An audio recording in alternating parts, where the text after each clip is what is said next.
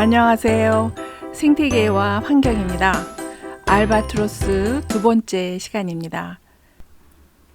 대부분의 알바트로스는요, 대여섯 살이 되면 짝을 만나서 짝을 짓고 그리고 일생을 함께 지내지만요, 어떤 경우는 10살이 될 때까지도 짝을 만나지 못하면 짝을 짓지 않고 싱글로 지내기도 합니다. 여느 동물들은 번식 연령에 도달해서 힘만 된다 하면 자손을 번성시키는 일에 목을 매는 게 일반적이죠. 그런데 알바트로스 행동은 다른 동물들과 비교해도 참 특이한 일입니다. 물론 많은 동물들에서 수컷들끼리 총각 무리를 형성하는 경우가 꽤 있습니다. 이 경우는 수컷끼리 힘겨루기 경쟁에서 밀려난 거라서요.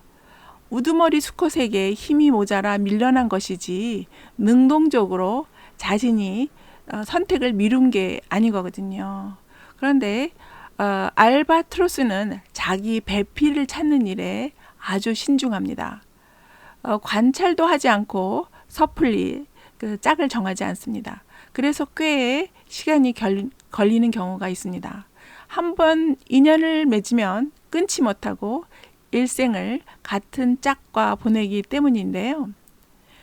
때로는요, 20살까지 모태 솔로를 유지하다가 노총각, 노처녀가 되어서 드디어 짝을 맺기도 합니다. 정말 참으로 동물답지 않은 조심성입니다.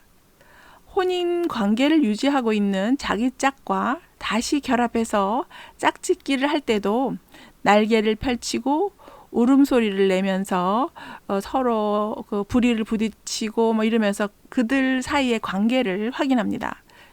알바트로스 부부가 사고당하지 않는다면 혼인 관계를 50년 이상 유지하기도 합니다.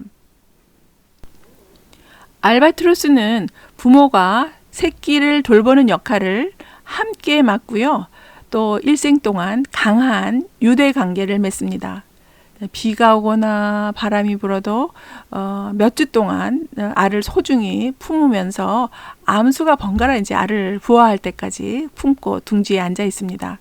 근데 새들 부모들은 대개 이제 다들 부지런하긴 하지만요, 알바트로스 부모의 헌신은 새들 중에서도 거의 최고로 꼽힙니다. 알바트로스가 새끼를 키우는 일은 쉽지 않은 일인데요.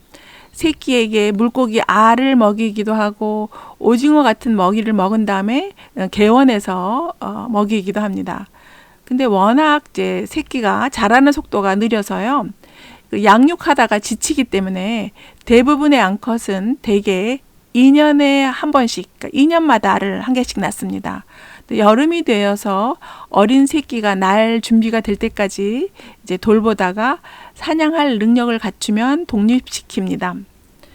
현존하고 있는 알바트로스 중에서 가장 고령자로 이제 70살 먹은 지혜는 알바트로스 종류에서도 레이산 알바트로스라고 합니다. 그래서 이들은 북태평양 바다 위를 날면서 이제 하와이 북서쪽 섬에 거의 대부분 둥지를 틉니다.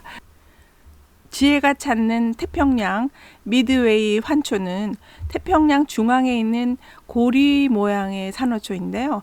작은 섬 둘을 두르고 있습니다. 그래서 이곳은 전 세계에서 가장 많은 수의 알바트로스 뿐만 아니라 수백만의 바다새가 둥지를 트는 장소입니다. 그래서 야생생물 보호구역인 미드웨이 환호초, 그러니까 환초죠, 산호초. 그에 머무는 바다새를 연구하는 생물학자들은 85년 동안 이제 연구를 했는데요. 지혜와 같은 수천 마리의 알바트로스를 추적하고 연구해 왔습니다. 근데 지혜를 연구자들이 관찰하기 시작한 다음부터 지혜는 수십 년 동안 항상 이 섬으로 돌아왔고요. 또 짝을 맺었던 수컷보다 훨씬 오래 살고 있다고 밝혔습니다. 앞으로 알바트로스를 비롯한 바다 새들을 어떻게 이해하고 보살필지, 그리고 새들의 서식지와 그 안에 살고 있는 새들을 어떻게 보호할지가 과제입니다.